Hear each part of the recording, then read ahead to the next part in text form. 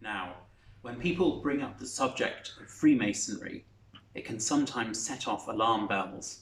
But don't worry, we're not getting into swivel-eyed loon or pub bore conspiracy theorist territory today.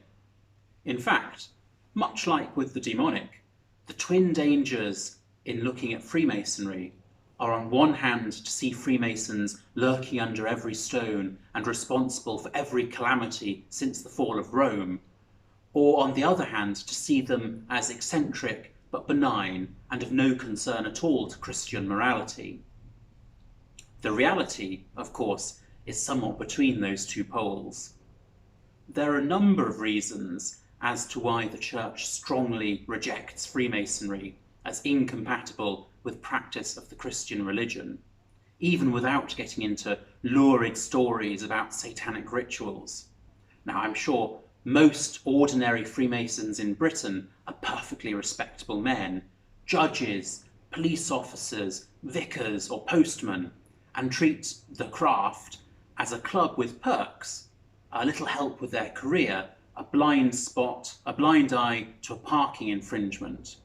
These aren't the sort of people who knowingly consort with demons on a rainy Tuesday evening. But underpinning the Masonic worldview is that of the so-called Enlightenment, one which has a lofty view of humanity, the brotherhood of man, and a dislike of religions that make strong truth claims, particularly the Catholic Church. On the continent, Freemasonry is far more openly anti-clerical and concerned itself with attacking structures and institutions that it felt would get in the way of progress. Suppression of monasteries and convents were a particular favourite. It's tolerant of religion as long as that religion doesn't claim too much, and so a sort of hazy deism predominates, a belief in a higher power, certainly, but one that doesn't have too much interest in what we get up to or how we relate to it or worship it.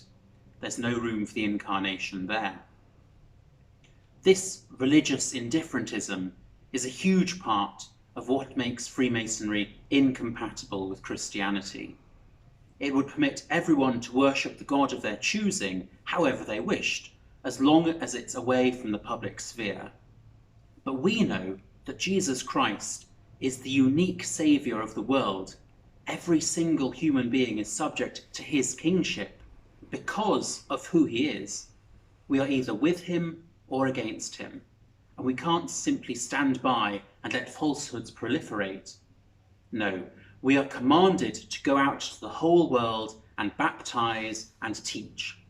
It's not possible to reconcile a view that all religions are basically the same with Christ telling us that he is the way, the truth and the life, and that no one can come to the Father except through him. If you are a Freemason watching this, then I strongly advise you to leave it, no matter how it may seem to be just a bit of fun or male bonding practice. Jesus Christ is calling you to come into his church and have life to the fullness.